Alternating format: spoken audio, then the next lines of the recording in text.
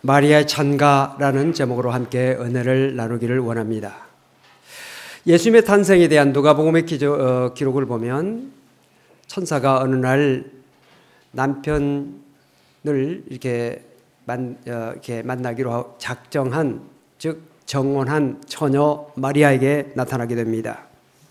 천사가 나타나서 그 마리아에게 말을 하게 되는데 천사의 나타남을 보고 이 마리아가 두려워하지요. 그런데 그 천사가 마리아에게 말합니다. 은혜를 받은 자여 평안할지어다. 주께서 너와 함께 하시도다. 천사의 나타남을 보고 두려워했고 또 왜 이런 말을 내게 할까 의아심을 갖고 있는 이 마리아에게 천사가 계속해서 말합니다. 마리아여, 무서워하지 말라. 내가 하나님께 은혜를 입었느니라. 보라, 내가 잉태하여 아들을 낳게 될 텐데 그 이름을 예수라 하라. 그가 큰 자가 되고 지극히 높으신 이의 아들이라 일컬어질 것이요 주 하나님께서 그 조상 다윗의 왕위를 그에게 주시리니 영원히 야곱의 집을 왕으로 다스릴 것이며 그 나라가 무궁할 것이다. 마리아가 천사에게 말합니다. 나는 남자를 알지 못하는데 어떻게 이런 일이 일어날 수가 있습니까? 천사가 말합니다. 성령이 네게 임하시고 지극히 높으신 이의 능력이 너를 덮으시리니 이러므로 내가 아이를 갖게 될 것이고 낳게 될 그 아이는 하나님의 아들이라 일컬어지리라. 보라, 내 친족 엘리사벳이 늙어서 아이를 뱄다.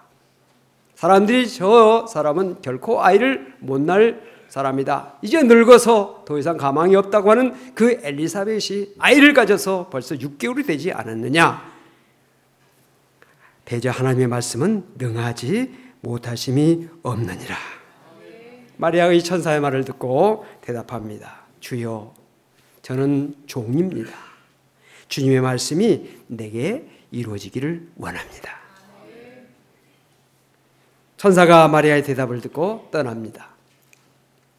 천사를 만난 이 기쁨, 그리고 정말 하나님의 놀라운 역사가 자기 몸에서 일어난다는 사실을 알게 된 마리아가 뛰어갑니다. 엘리사벳에게 뛰어갑니다. 친족이죠.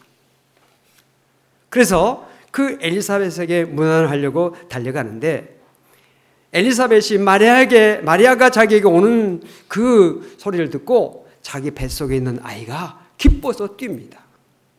오늘도 주님 앞에 예배하는 여러분들 기쁨으로 찬양하며 기쁨으로 기도하며 기쁨으로 말씀을 드리며 예배하는 성도가 되시기를 바랍니다.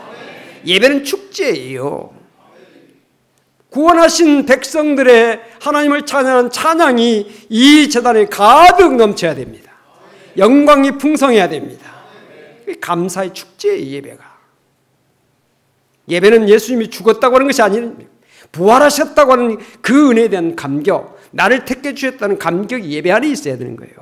그 예배가 축제가 돼야 되는 겁니다. 엄숙하게 거룩하게, 뭘 그런 면도 있겠지만 기뻐하며 찬양하며 하나님 앞에 영광 돌리는 예배가 축제 예배가 돼야 되는 것입니다. 복중에 그 아이가 마리아가 자기에게 온다는 온다는 소식을 복중에서 뛰어났다는 것이죠. 기뻐해서. 내 주의 어머니가 내게 나오니, 엘리사벳 고백입니다. 내 주의 어머니가 벌써 믿음으로 그걸 보고 있는 것입니다. 내 주의 어머니가 내게 온다는 소식을 듣고 이 어찌 된 일이냐. 보라, 내 문안한 소리가 내 귀를 들릴 때 아이가 내 복중에서 기쁨으로 뛰놀았도다. 주께서 하신 말씀이 반드시 이루어지리이다. 고 믿는 그 여자에게 복이 있도다. 하나님의 말씀을 그대로 내게 이루어지이다 라고 믿는 그 여자에게, 바로 너에게, 마리아에게 복이 있도다. 여기에 대한 화답으로 마리아가 응답하죠. 그것이 바로 오늘 본문에 나오는 그 마리아의 찬가입니다. 이 마리아의 찬가는 가톨릭에서 가장 최대의 찬미가로 인정되고 있습니다. 이 찬미는 사무엘상 2장에 나오고 있는 저 한나가 사무엘을 낳고 나서 너무 기뻐서 하나님을 찬양했던 그 찬양과 내용이 비슷하지만은 차원 높은 깊은 믿음의 고백이 이 마리아의 찬가 속에 담겨져 있습니다. 오늘 우리가 성탄절을 맞이하면서 이 마리아 찬가 속에 담겨진 이 믿음의 내용을 살펴보면서 오늘과 예수님에 대한 우리의 믿음의 그 자세를 한번 가다듬고 다시 한번 정립할 수 있는 그런 시간이 되어졌으면 좋겠어요. 첫 번째로 이 마리아의 찬가 속에 담겨진 믿음의 내용은 구주 예수를 내 마음속에 모신 기쁨이 있어요. 구주를 모시게 된 것을 찬양하고 있다는 이 말입니다. 마리아는 자기 태중에 있는 그 아이의 이름을 예수라 하라 하는 천사의 말을 듣고 깜짝 놀라지요. 예수라는 뜻은 무엇입니까? 구원자, 구세주, 죄에서 사람을 구원할 사람, 이런 의미가 있어요. 그래서 마리아는 정말 이 세상에 많은 사람들이 있지만 그 가운데서도 특별히 선택함을 받아서 구원자 예수를 자기의 태중에 잉태할 수 있는 그런 축복과, 그리고 그 태중에 있는 생명이 온 세상을 구원할 위대한 사람이 된다고 하는 그 기쁨, 그 감격이 자기 마음속에 있는 것입니다. 오늘 부모된 입장에서 여러분들 자녀들이 세상 속에서 정말 큰 사람으로 위대한 일을 행할 수 있는 사람이 되기를 소망하고 있지 않습니까?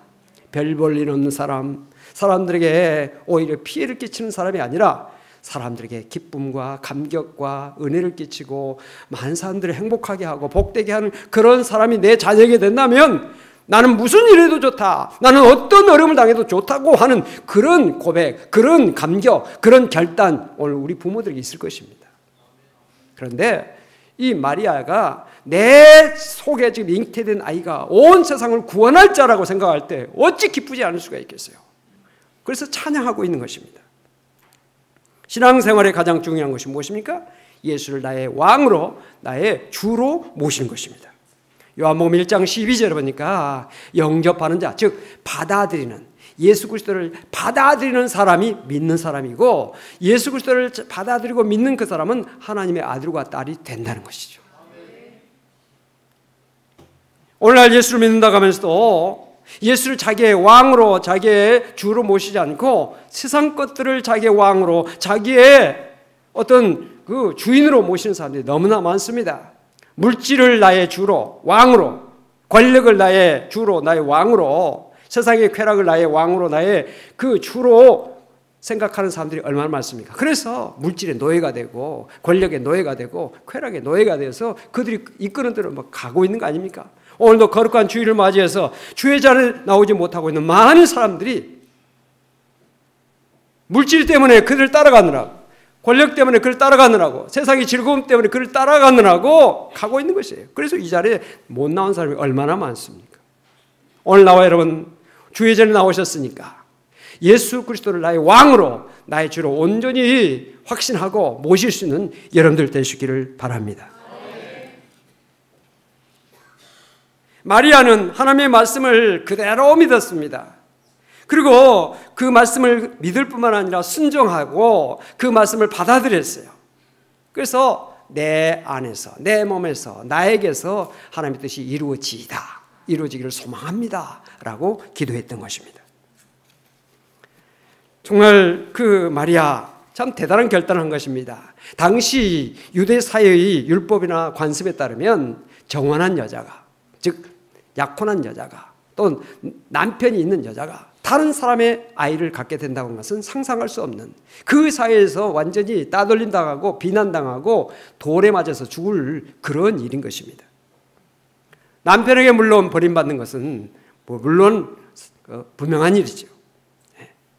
그런데 이 모든 어려움을 감수할 마음을 가지고 하나님의 말씀을 이루기 위해서 자기 몸을 완전히 바치려고, 죽으려고 작정한 것 아닙니까? 자기의 몸을 주님을 위해서 바치는 것이죠. 자기의 명예를, 자기의 생명을 바친 것입니다. 얼마나 어려운 결단입니까? 그러나 마리아는 이것이 하나님의 뜻이라면 감수하겠습니다. 죽어도 좋습니다. 내일 우리가 세례식을 베풉니다. 여러분들 다 세례 받으셨는데 세례의 문답 가운데 아주 간단한 문답이 하나 있어요. 핍박을 받아도 예수를 믿겠습니까? 대답이 뭐예요? 네. 내 한마디만 해도 끝나는 거예요. 그러나 조금 더 붙인다면 핍박을 받아도 예수를 믿겠습니다. 여러분들 다 세례 받았으니까 기억하실 거예요. 핍박 받아도 예수 믿겠습니까? 핍박 받아도 예수 믿겠습니다. 이건 어린아이들도 대답할 수 있는 간단한 질문과 대답이에요. 그런데 이 간단한 정말 누구라도 할 수 있는 그런 외울 수도 있고 누구나 할 수 있는 그런 대답이 있지만 사실 그 속에 매우 깊은 의미가 있는 거 아닙니까? 오늘날 일부 해교 국가에서 예수를 믿는다는 것 때문에 남편에게 벌을 받기도 하고 가족에게서 따돌림 당하고 그 가문에서 파문당하고 직장에서 쫓겨나고 사업의 거래자들이 끊기고 사업이 망하는 수가 있어요. 퇴를 당합니다. 더 나아가서 죽임을 당하기도 해요. 오늘 우리 한국에서 예수 믿는 것이 얼마나 자유롭습니까? 복된 나라예요. 우리나라가 얼마나 좋은 나라입니까? 우리 장로님 기도도 하셨지만 세계 속에 우리 한국 하나님의 축복이 아닐 수 없어요. 이 은혜와 축복을 오늘 우리가 받았는데 정말 오늘날 기독교가 환난과 핍박 속에서 어려움 속에서 믿음을 지키려고 하는 초대교회의 성도들의 믿음을 우리가 그 DNA를 우리가 받아서 살아야 되는데 오늘날 한국교회가 오늘 우리부터가 권력과 물질과 세상의 쾌락에 쫓아다니고 그것을 중요하게 생각한다면 예수님의 십자가를 욕되게 하는 것이고 초대교회 성도들의 신앙에 우리가 정말 따르지 못한 부끄러움이 있는 것이고 지금도 예수 믿는 것 때문에 테러당하고 어려움당하고 있는 그 사람들 앞에 우리의 모습이 얼마나 부끄럽습니까? 오늘날 우리 주변에 가룟유다 같은 사람이 얼마나 많이 있습니까? 우리가 성경에 나타나는 가룟유다를 보면서 어떻게 스승을 은 30에 팔 수가 있냐, 저 배신자다. 우리가 욕하고 비난합니다. 그러나 그 비난 받는 그 가룟유다가 오늘날 현대도 많이 있고 예수 믿는 것이 자기에게 유익이 될 때는 예수를 믿는다고 하지만 예수 믿는 것이 자기에게 손해가 되고 불이익이 될 때는 예수를 떠납니다. 버리지요. 교회를 등지고 세상으로 갑니다.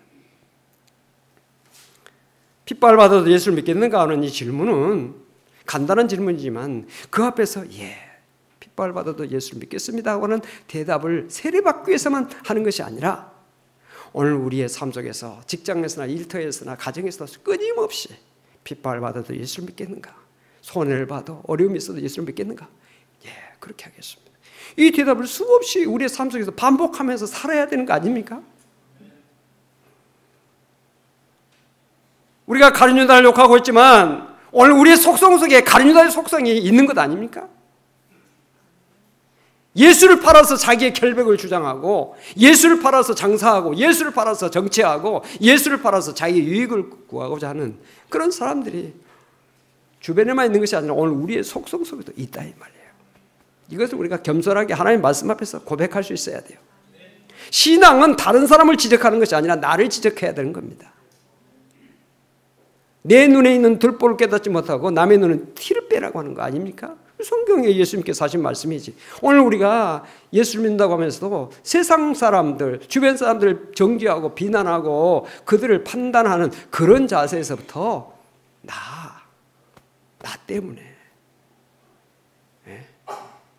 종교개혁 500주년을 우리가 맞이하면서 한국교회가 개혁돼야 되고 정말 이런 이야기를 우리가 늘 합니다만은 나부터가 개혁이 돼야 돼요.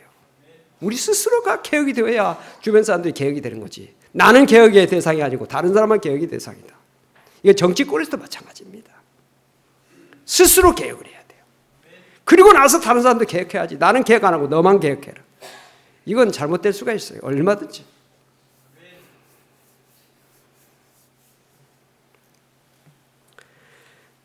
마리아는 정말 자기의 몸에서 구세주가 나신다고 하는 그거 하나 때문에 온 인류를 구원하는 그 메시아가 자기의 몸에서 난다고 하는 것 때문에 생명을 건 겁니다. 가정에서 쫓겨나도 좋다. 죽여도 나를 돌로 때려서 죽여도 좋다. 위대한 믿음이죠. 오늘 성탄절을 맞이하면서 예수를 나의 주로 온전히 고백하고 나의 왕으로 고백하고 예수를 내 안의 중심에, 내 삶의 중심에 모실 수 있는 우리가 된다면 성탄절의 의미가 너무나 귀한 의미로 우리에게 적용되는 것입니다. 이 은혜가 여러분들과 함께 하시기 바랍니다. 두 번째로 마리아 찬가석에는 자기에게 큰 일을 행하신 것을 찬양했어요. 49절에 보니까 능하신 이가 큰 일을 내게 행하셨으니 그 이름이 거룩하시며, 내게 큰 일을 행하셨다는 것입니다. 그 큰 일이 무엇입니까? 메시아, 온 세상을 구원하는 메시아를 자기가 잉태하게 된 거, 자기가 낳게 된 거, 앞으로 자기가 기르게 될 거, 이것을 생각하면서 하나님 앞에 찬양을 했습니다. 이 역사 속에서 가장 큰 위대한 사건, 대단한 사건이 무엇입니까? 바다를 육지로 만들고 우주를 정복하고, 이것이 가장 위대한 사건입니까? 물론 대단한 것이죠. 그러나 과학으로 세상에 어떤 것을 할 수 없는 위대한 사건, 그것이 바로 이 역사 속에 예수님이 오신 사건이에요. 하나님께서 행하신 가장 위대한 사건이 뭡니까? 이 역사 속에 구원자 예수 그리스도를 보내주신 거예요. 그래서 우리가 역사를 볼 때 BC, AD라고 하는 구분을 하게 됩니다. BC라고 하는 것이 무엇입니까? Before Christ, 예수 오기 전의 역사. 예수가 오고 난 다음의 역사를 AD, 아노 도미니, 우리 주 예수의 해라고 하는 뜻입니다. 역사를 영어로 히스토리라고 그러지 않습니까? 그건 he와 스토리의 그 합성어입니다. he 플러스 스토리, 그의 역사, 그의 이야기. 그의 이야기는 뭡니까? 예수 그리스도에 대한 이야기라는 것이에요. 예수 그리스도가 오심을 통해서 비로소 역사가 의미를 갖게 됐고 역사가 빛을 발하기 시작했어요. 고린도후서 5장 17절에 누구든지 그리스도 안에 있으면 새로운 피조물이라, 이전 것은 지나갔으니 보라 새 것이 되었도다. 예수 그리스도가 우리에게 오심을 통해서 우리는 새 사람 됐다, 새로운 피조물이 됐다는 뜻이잖아요. 찬송가에도 주 예수 내 마음에 들어와 계신 후 변하여 새 사람 되고, 내가 늘 바라던 천국을 늘 바라 주 예수 내 마음에 들어와 계심. 이 고백이 오늘 우리들에게 분명히 있어야 될 줄로 믿습니다. 또 하나의 중요한 마리아 찬가 속에 믿음의 고백이 있는데, 하나님의 공평하신 섭리와 심판을 찬양하고 있어요. 51절부터 53절에 보니까 그의 팔로 힘을 보이사 마음의 생각이 교만한 자들을 흩으셨고 권세 있는 자를 그 위에서 내리치셨으며 비천한 자를 높이셨고 줄이는 자를 좋은 곳으로 배불리셨으며 부자는 빈손으로 보내셨도다. 여러분, 한번 물어보십시다. 이 세상이 공평합니까? 불공평합니까? 대답하기 어렵죠. 목사가 질문할 때 무슨 의도가 있나? 틀렸다 할까? 맞았다 할까? 답을 말씀드리죠. 세상이 불공평하다고 생각하는 사람은 하나님의 은혜를 제대로 알지 못하기 때문에 그런 말을 한다. 이것이 정답이에요. 왜? 하나님은 만물의 여김을 받지 아니하시나니 사람이 무엇으로 심든지 그대로 거두리라. 갈라디아서 6장에 분명히 말씀을 했고요. 우리 하나님은 공평하신 하나님, 정의 하나님이세요. 우리 하나님은 정말 공평하신 하나님이라는 사실을 우리는 알아야 되는데, 송명희 시인은 여러분 아시잖아요. 의사의 실수로 온몸이 전신 마비가 돼가지고 일생을 그 엄청난 그 장애 속에서 살아야 되는 그 송명희 시인이 그가 지은 시 가운데 대표적인 시가 무엇입니까? 공평하신 하나님이라는 시가 아닙니까? 그는 이렇게 노래하고 있죠. 나 가진 재물 없으나 재물 없어도, 나 남이 가진 지식이 없어도 지식이 없어도, 나 남이 있는 건강이 있지 않으나 나 남이 갖고 있는 것 가졌는데, 나 남이 보지 못한 것을 보았고 듣지 못한 음성을 들었고 받지 못한 사랑받았고 남이 모르는 것을 깨달았네. 공평하신 하나님이 나 남이 가진 것 나 없지만 나 남이 없는 것 갖게 하셨네. 공평하신 하나님을 찬양하고 있어요. 야, 저렇게 온몸이 마비가 돼가지고 친구도 다 떠나가고 가정을 이룰 수도 없고 이런 어려움 가운데 사는 그 사람이 공평하신 하나님을 찬양하고 있다는 데 대해서 놀랍지 않습니까? 이것은 하나님의 은혜가 아니면 고백할 수 없는 그런 고백이에요. 여러분, 정말 우리가 하나님 앞에 서는 날에 마지막 심판대 앞에 딱 설 때 와, 우리 하나님은 정말 추가 공정하신 추를 가지고 온 백성들을, 온 나라, 온 인류를 심판하시는구나. 우리 하나님의 추는 공정하세요. 그렇기 때문에 우리가 범사에 감사할 수 있는 것은, 어떤 일에도 우리가 감사할 수 있는 것은 우리 하나님은 공평하신다. 세상에서 우리가 좀 어렵게 살지라도, 여러 가지 절망과 고통과 역경 속에 산다 할지라도, 부족함 속에 산다 할지라도 하나님 앞에 딱 서는 날 많이 준 자는 많이 거두고 적게 준 자는 적게 오는데, 하나님 앞에 서는 날은요 공평하신 하나님, 정말 공평하신 하나님에 대한 찬송이 나오지 않을 수가 없어요. 놀랍지 않습니까? 위대하지 않습니까? 너무너무 하나님께 감사하지 않습니까? 공평하신 하나님. 오늘 말씀에도 보니까 교만한 자 흩으시고 권세 있는 자 내리치시고 비천한 자 높이시고 줄이는 자를 좋은 곳으로 배부리신다. 부자는 빈손으로 보내셨다. 하나님 앞에 가면요 공평해요. 저는 키가 좀 작지만 절대로 이것 때문에 낙심하지 않습니다. 제가 가진 것, 내가 없는 것도 있고 부족한 것도 있고 알지 못한 것도 많지만 이건 사람들과 비교할 수 있는 그런 것들이 아니에요. 하나님 앞에 가면 낮은 자는 높여주시고 높은 자는 낮춰주시고 평평하게 공평하게 하신다. 절대로 낙심하지 마세요. 절대로 여러분들이 낙심하지 말고 범사에 감사하시고, 뿐만 아니라 우리 하나님은 합력하여 서로 이루신다는 그 말씀을 여러분들이 꼭 믿고 공평하신 하나님을 정말 끝까지 믿고 의지하고 섬기는 성도가 되어서 하나님 앞에 서는 날, 야 정말 그랬구나, 정말 이 하나님의 섭리가 이렇구나, 하나님 놀라우시다, 하나님 영광 받아 주시옵소서, 그날이 분명히 온다는 사실을 믿으시기 바랍니다. 이 하나님이 계시기 때문에 우리는 절대로 낙심할 필요가 없고요, 이 땅에서 우리가 절대로 슬퍼할 것도 없고. 송명희 시인 보세요. 하나님 앞에 가서는 그 육신의 부자유함, 그 어려움 때문에 하나님께서는 어마어마한 영광으로, 하나님께서의 어마어마한 축복으로 그에게 이 땅에서 그 모든 것을 만회하고도 남는 그런 축복을 주실 것이라는 사실을 알기 때문에 하나님의 공평하심을 찬양하고 있는 거 아닙니까? 이 믿음이 오늘 우리에게 있어야 돼요. 아멘.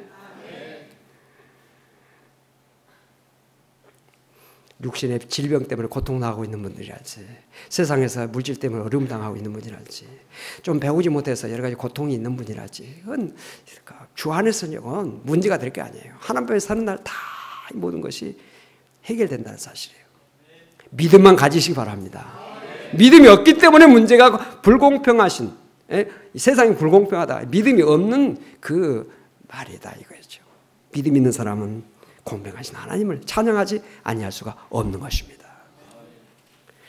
오늘 우리가 성탄절을 맞이하면서 예수 그리스도를 나의 왕으로, 나의 주로 믿게 된 것을 감사하면서 찬양합시다. 우리 자신에게 일어난 가장 큰 일, 예수를 믿고 살게 된 것, 구원받은 것 감사하며 찬양합시다. 세상에서 비록 억울하고 불공평한 일이 있을지라도 하나님 앞에 서는 날 하나님의 공평하신 섭리와 심판을 분명하게 경험하게 된다. 그것을 느끼고 체험하게 된다는 사실을 인해서 감사하며 찬송합시다. 정의와 생명과 평화로우신 예수 그리스도가 여러분들과 함께 하시길 주로 축원합니다. 기도하십시다. 하나님 아버지, 주 예수 그리스도의 탄생을 축하하는 귀한 대림절과 성탄절을 우리가 맞이해서 마리아 찬가에 담겨진 믿음의 그 모습을 저희들이 살펴봅니다. 이 믿음이 마리아의 믿음뿐만 아니라 우리의 믿음이 될 수 있도록 축복하여 주시옵소서. 오 주님 감사합니다. 주님이 나를 위해서 이 땅에 오신 이 성탄절을 진정으로 감사하며 찬송하며 영광 돌리며 아직도 주임을 알지 못하고 있는 사람들에게 이 소식을 전하고 그들도 다 구원받을 수 있는 귀한 역사가 내 가정에서 내 일터에서 내 삶에서 나타날 수 있도록 은혜 허락하여 주시옵소서. 예수 그리스도 이름으로 간절히 기도하옵나이다. 아멘.